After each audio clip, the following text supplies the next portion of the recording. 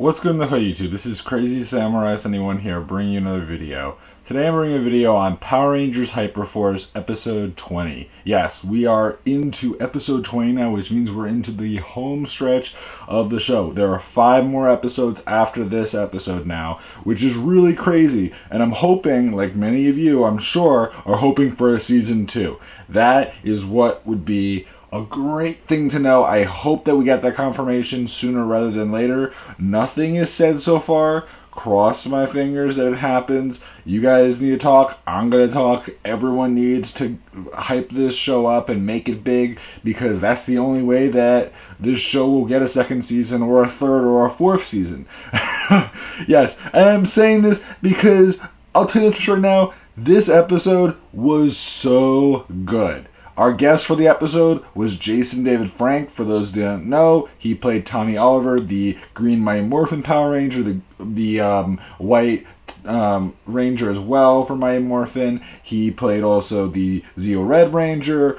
He played the Turbo Red Ranger, and he also played the Black Dino Thunder Ranger. And in this case, he got to play Lord Drakkon. This is actually his second Hyperforce appearance, which is cool. And I have to tell you this much right now. The first episode, he really didn't know the system, but he liked it. This episode, he was so good. Like, believe me when I say this, when it came to improving what he did from the first episode that he was in to this episode, it's like night and day. I mean, seriously, he did such a better job as an evil ranger in this role, and just was such a great character. I mean, I know that there are those Jason David Frank haters out there that think he gets a little too much attention, and he does, but at the same time, I have to tell you this much right now, he was really good. And if you are a fan of Power Rangers Hyperforce, I hope you enjoy this episode. This episode was definitely on the brutal side. There were some really, really touchy moments here and there, and the ending was pretty crazy. But yeah, this episode again, I'm gushing, as you can tell right now, and by gushing I mean like I'm just going all about how great this episode is, because it's true. I mean, this was a really amazing episode. I thought the first Shattered Grid episode was really good. This one might be better, if not, like, might be the best episode we've had so far in the series. And that's saying a lot. And not to mention the other thing is that we know for a fact now that Lord Drakkon is not the Alliance leader. That I will tell you right away. And for those that are coming into this wondering what's going on here, is Lord Drakkon the Alliance leader? No, that's completely confirmed. They said that for a fact is the case. Lord Drakkon is not the Alliance leader, but whoever it is has to be better than Lord Drakkon, in the sense is that he has to be way more powerful. So who is going to be able to be even more powerful than Lord Drakkon, who is this character that's seen as being ridiculously overpowerful? I mean, like, seriously, I don't even know what to say now, because it's like, who could be more powerful than Lord Drakkon, you know? It really begs the question as to what they could do. I mean, I don't know. So let's get started with the review. I know I'm talking a little too much about other things, speculation, thoughts, and just things in general that excite me like crazy. You know, such a good episode. Brutality, oh my god, everything was just really, really amazing. This episode, for starters, I wanted to bring up to you all.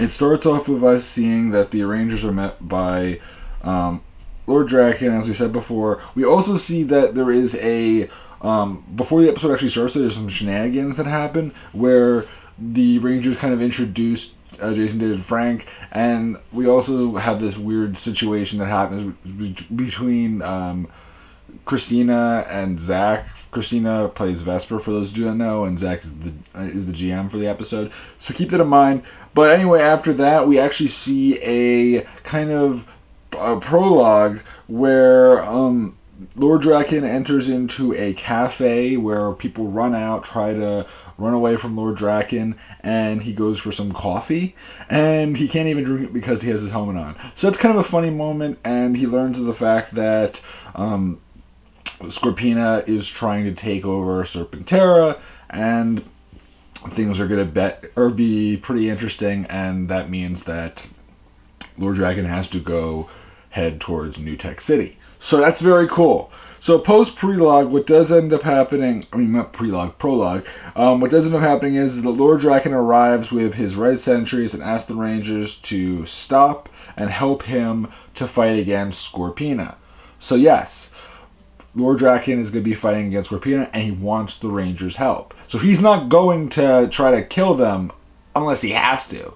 Well, what does end up happening is that shortly after this, Chloe pulls out her weapon, tries to threaten Lord Drakkon with it, but the sentries pull out their weapons as well. And what does end up happening is that Chloe still doesn't want to trust Drakkon. Eventually, what does end up happening is that from here, another sentry releases Song, Galouche, and Fidget, and what we see is that there are these prisoners that are them. And the thing is that Lord Drakkon decides to cut off Private Rice's head.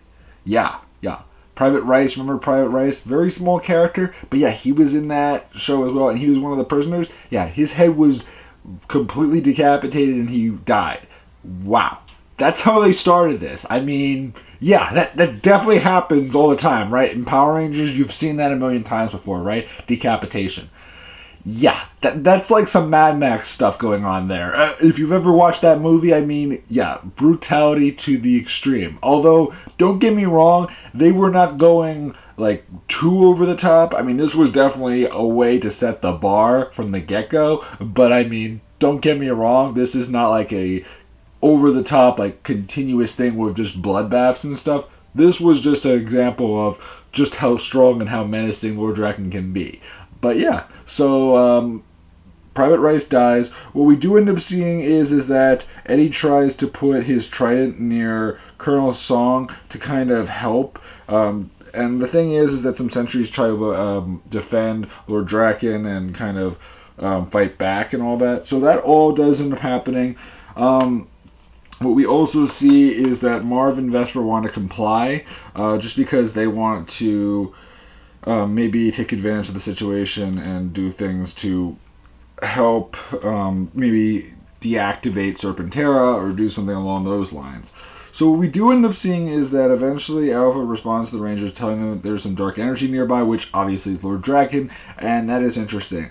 What we also see is that Song will be kept as a hostage, and the thing is that will be the trump card that will keep the Rangers from not aligning with Lord Drakkon, but in this case, forcing them to. So that's very important, and just in general, they have their reasons why they want to join him. So what does end up happening from here is that, the Rangers end up heading off into a ship where they join, they agree to go along with the prisoners they agree to go along with them as long as the prisoners are kept safe, which is what Lord Drakkon agrees to. He says he'll keep them safe. You just need to help out and all that. So that's very important. The red sentry bangs his weapon against the ground, and the prisoners are set to the camps where they'll be kept prisoner for now. What also ends up happening is that a sentry pulls out a switch, and there is a device on Colonel Song's neck, which the thing is that if this device goes off, it will actually explode her head. So yes, she could theoretically die and be left with just a body and no head. Yeah, pretty insane. So they're definitely trying to get really serious and intimidating and make things seem like this could be really bad. Yeah. Yeah, there's definitely some sketchy things going on here that totally would not happen in a normal episode of Power Rangers. So what we do end up seeing from here is that Drakkon takes off his helmet. He sits in a lone seat in the ship that he has, because he has one of his ships with him. What we also see is that Drakkon can't complain about Scorpina wanting to take over the world because of the fact that, like, you know, of her power and the fact that she doesn't really come from this world anyway. And the thing is that Scorpina, if she wins, she just destroys the world. If Drakkon wins, safety first, because he's actually not completely, you know, all ruthless. Like, he's ruthless, like, don't get me wrong, he's still a bad guy, but at the same time, he does not have his full strength, and that actually is brought up several times in this episode. He is not at his full strength, so clearly if he had all his power, I mean, who knows how powerful he could be, but I mean, even with the power that he had in this episode, he was still plenty strong. Keep that in mind. I mean, I can't imagine if he had all his power what would happen, because, ooh, gosh, this episode definitely showed him as an evil ranger in the best way possible. So what we do end up seeing is that eventually inside the ship and everything, what do you call it? Eddie and Vesper remember their appearances, their past experiences with Dr. O. Drakkon wants to take control of Serpentera, but the thing is that Marv wants Vesper to kind of maybe hack into Serpentera when they try to take over Serpentera, and maybe, deactivate it so that Drakkon doesn't have the power to use it. And the thing is that Vesper wants to kind of gain Drakkon's trust so that way it can be a little bit easier to accomplish. But the thing is, at the same time, Drakkon does end up finding out some information, such as the fact that Eddie tries to upload some data about the device on Detective Song's neck, and also, like, he recognizes the fact that they're going to try to deactivate Serpentera. So, like, all these things are kind of hinted at over and over again, and at the same time, Vesper tries to kind of get on his good side, trying to make him feel good about himself, but at the same time, she also tries to annoy him. So, she's sort of toying with him in a weird way where she's kind of, like, trying to help her position, while at the same time trying to come across as being against him. It's really weird, because it's like you go from being, oh hey, you're a nice guy, or you must have some interesting things going on, to being like, oh, you're Lord Drakkon, what are you Lord of, and all that kind of stuff. And I mean, I get it, but it's pretty crazy. I mean, I just don't even know what to say with the characters in this episode. The fact that they swap back and forth between, like, being, allied with him to being kind of like, meh, I don't like you. It's a weird kind of mix, specifically with Vesper. The others kind of have their set perspectives, like Chloe especially. She's very much so against Lord Drakkon because she doesn't want people to lose their families. There were so many people that were massacred in the previous episode, so, like, she has that resonating with her because of the fact that she can't find her family, at least so far. So that's very important. On the other hand, we have characters like Eddie, he's complying, but he's not, like, completely for what Lord Drakkon wants. Jack pretty is subservient overall, in the sense is that he's willing to just kind of go by what Lord Drakkon does, although at the same time, he's doing it out of the senses that he's trying to, like, gain trust. So he's doing it without trying to kind of play with him in the senses of, being good but also bad with him. So it's kind of weird, they have these weird personalities. I mean, Marv is the one that's trying to be the most compromising, in the sense that he's trying to, like, really get on his good side and do it in a way where, like, they can all come out of this in a good way. Everyone has their own point of view on this, and I like that. It's definitely an interesting thing. I think that's a great thing that they were shooting for. What we also see is that eventually we also learn of this Red Sentry, by the way, who is the elite sentry that is the main bodyguard for Lord Drakkon, and he often speaks on behalf of him. So that is important to obviously keep in mind. What we also learn eventually is that when the Rangers morph and then they morph back, they actually gain energy. The Rangers initially thought that would mean that they would actually gain health. It's kind of weird how that worked in the end, but yeah, so they don't gain health, but something does change, I guess. It was never really clearly stated, the whole situation there, because, like, they said one thing, and then later on, Vesper tries something and it doesn't work, so it's sort of like, I don't really remember the exact specifics of the situation and why it didn't happen, but yeah, interesting stuff. What we do end up seeing is that eventually the Rangers do end up arriving at the location to Angel Grove, I believe it is, near Serpentera. Serpentera is originally considered a mountain range, but they find out later on that, like, the mountain range is Serpentera, because Serpentera is, like, enormous, ridiculously huge. So that is very important to obviously keep in mind. what we do end up seeing is that eventually the Rangers are approached by some sentries pointing their weapons at Drakkon. Drakkon tries to see if they will, align with him and work on his side and are still supporting him. But the thing is that they're completely against him. Drakkon eventually does take down 2 sentries in a tower, and then some alarms go off. That leads to several other sentries attacking. So that all happens. In the meantime, the Rangers do end up fighting them.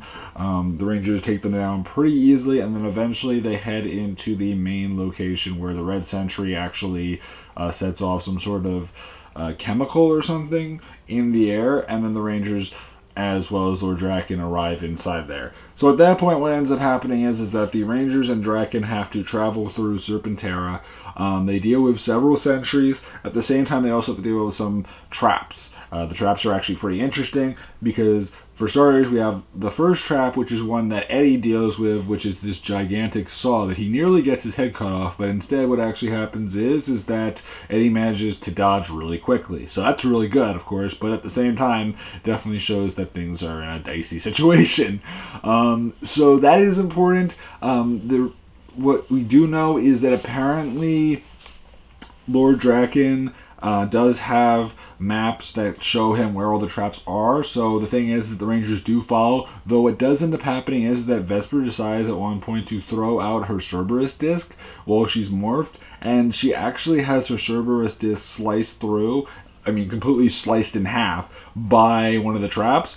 Meaning that she can't use it. And the thing is that everyone in the chat room was so annoyed about that, and also just in general, the people behind the show were really upset because of the fact that, like, what that does is that, first of all, this Ranger has no weapon.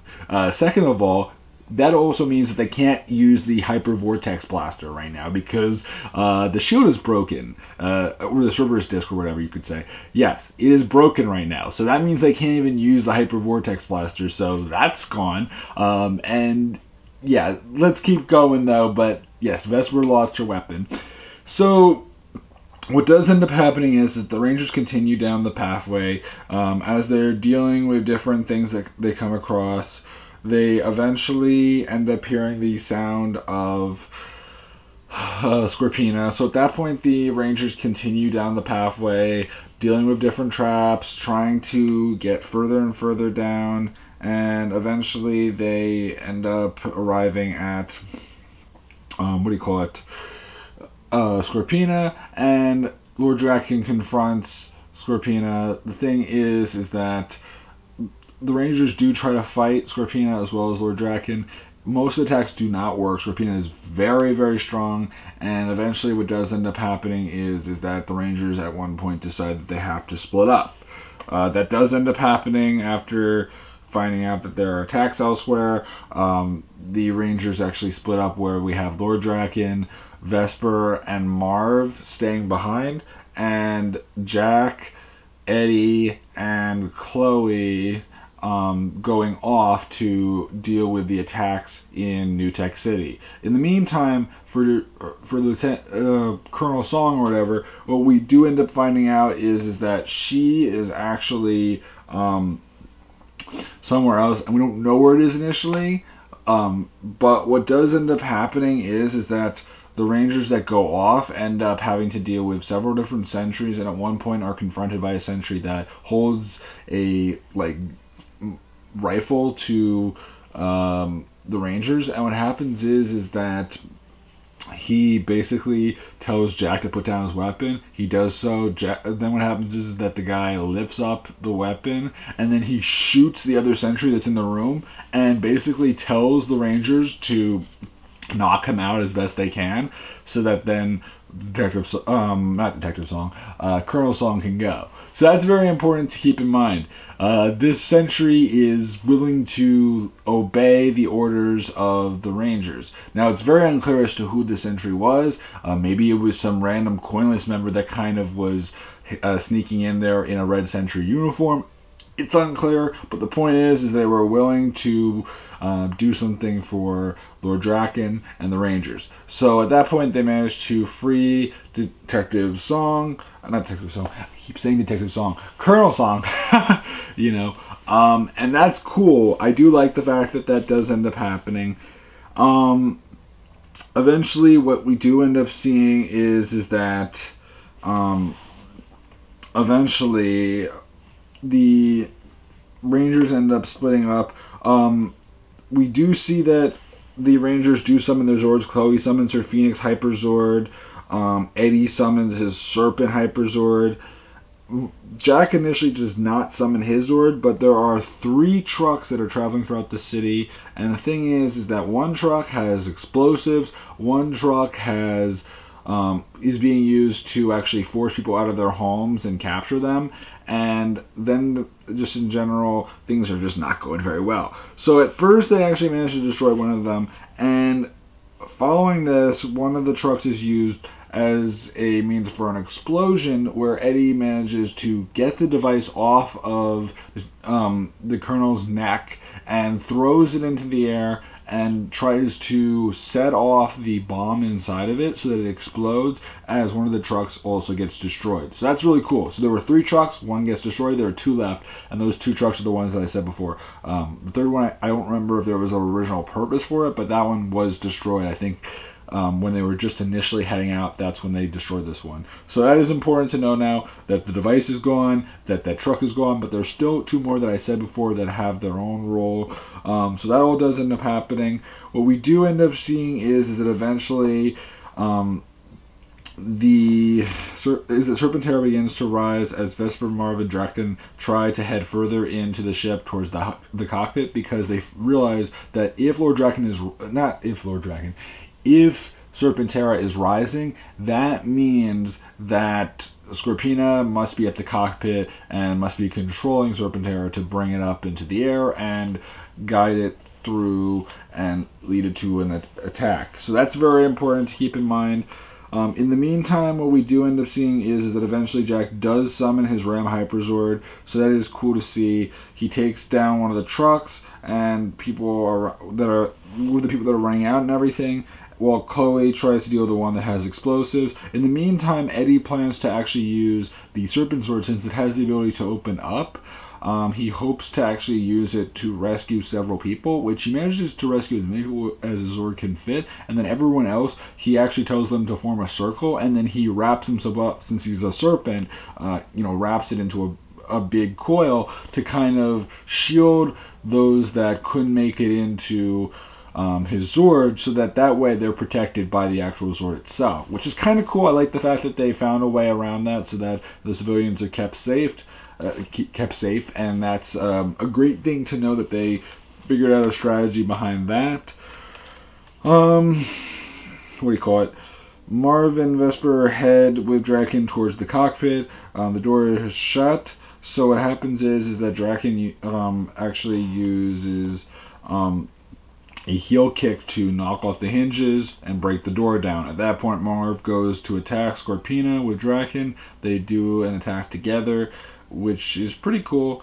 And Marv does a terrible kick, but Drakkon does a pretty good one that launches Scorpina out of the cockpit and actually leads to part of Serpentera being partially destroyed from like I guess you could say the front of Serpentera, so that's kind of interesting. And what happens is that Scorpina lands on top of Serpentera, like sort of on like the top of the head or something like that. It's interesting. So at that point, Marv does go out with Lord Drakkon to kind of deal with Scorpina. At the same time, Vesper tries to deal with taking control of Serpentera, so that's pretty crazy, of course. And what we do end up seeing is that there is one red sentry that's there that we actually find out his name is Georgie. And what happens is that Vesper at one point decides to morph while they're in there, and it kind of creates a sort of explosion multiple times over, which actually leads to Georgie getting hurt. And there's just funny moments with Georgie, and unfortunately Georgie gets burned to a crisp, which is sad. I'm sorry, it's really sad, it's awful, but yes, that does end up happening. Eventually, what we do end up seeing is that as Lord Drakkon and Marv continue to fight against Scorpina, eventually Lord Drakkon and Marv do some team attacks, but at one point what happens is that Lord Drakkon actually suggests taking control of Marv's Morpher, and he manages to grab onto Scorpina's neck, and at the same time also try to reach and grab and remove Marv's morpher. Now, unfortunately, he never actually uses it, because that could have been actually pretty cool if somehow he manages to harness the power of the Hyperforce morpher. That would have been cool. I don't know what was the real purpose of it other than just to remove it.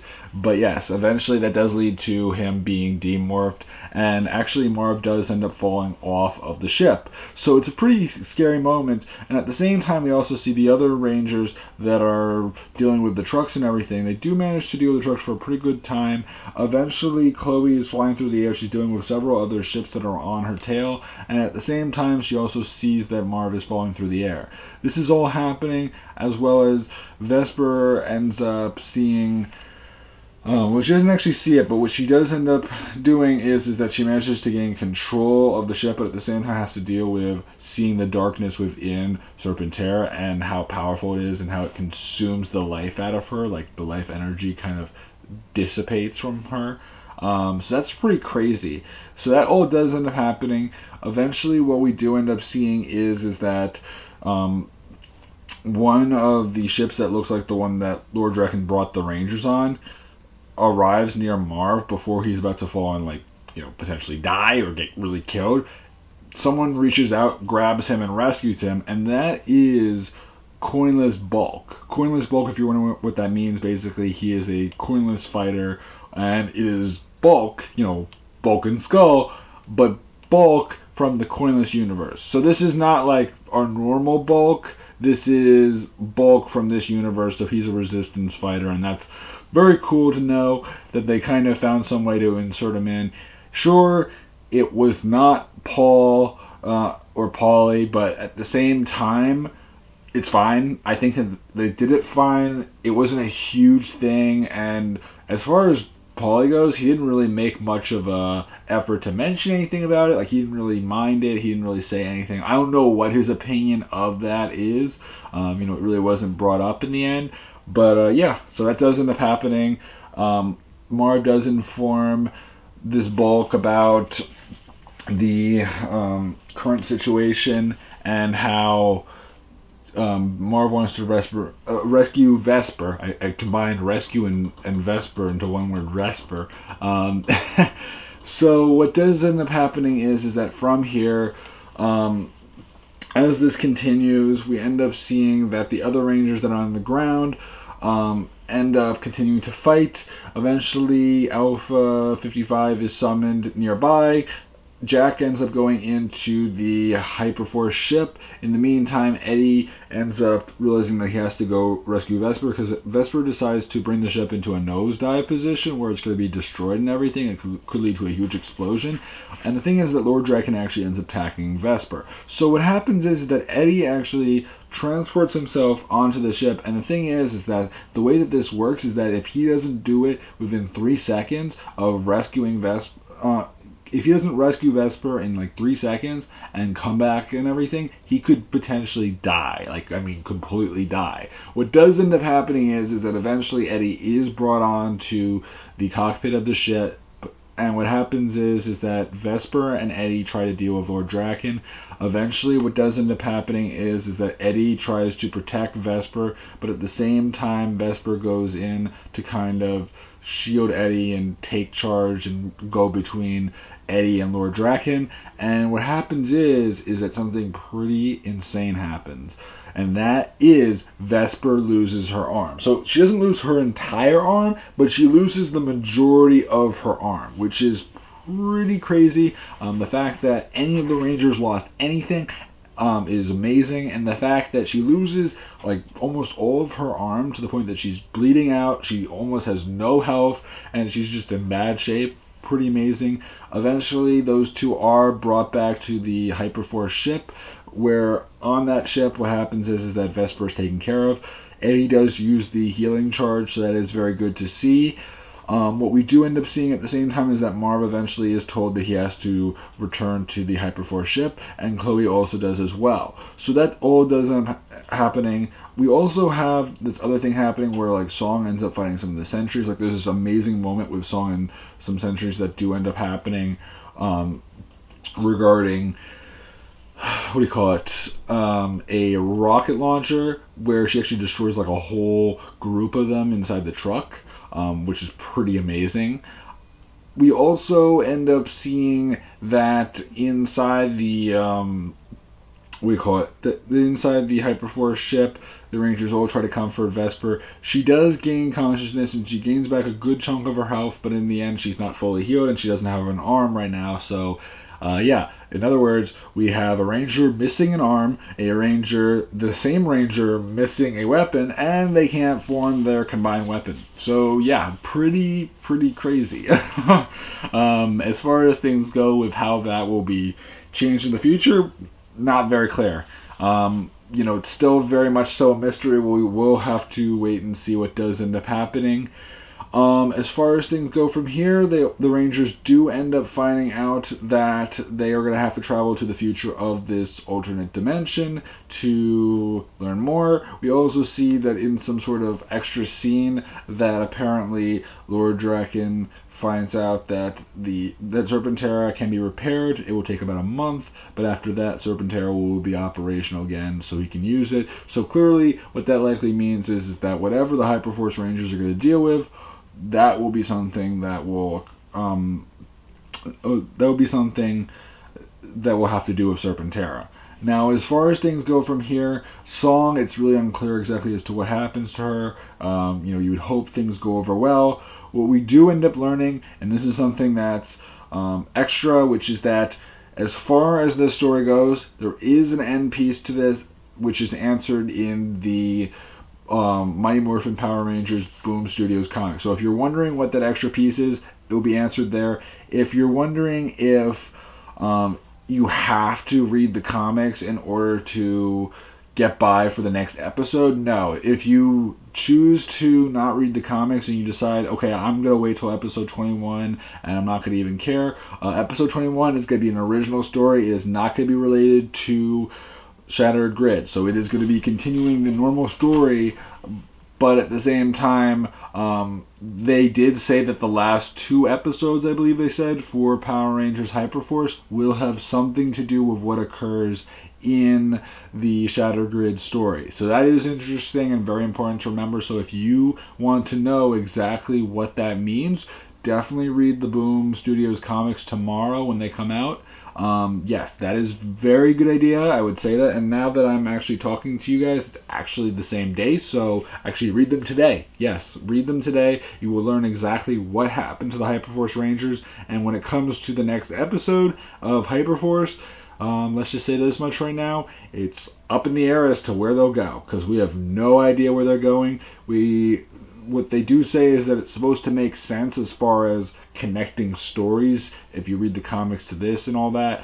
But yeah, very cool. Overall, I did like this episode, as I said before, like one of the best, if not the best episode ever of the show so far for Power Rangers Hyperforce. Such a good episode, 20 episodes in. I didn't really talk much about Lord Drakkon. If you're wondering some of the things that I really just loved about him, I mean, I think that, you know, being an evil ranger and being put in a very different position is just something that Jason David Frank did a really great job at. I love the whole idea of him constantly asking them to bow to him, and just the fact that he was so willing to just kind of act evil and not really care, like just sort of be like Marv's trying to, you know, kind of create a compromise with him, but like at the same time Lord Drakkon's like, no big deal, sorry, no, you can't do that. Or like Vesper, you know, just all these Rangers are trying to kind of work up to him and kind of come across as being in their favor, when in reality the thing is that like there's a sense of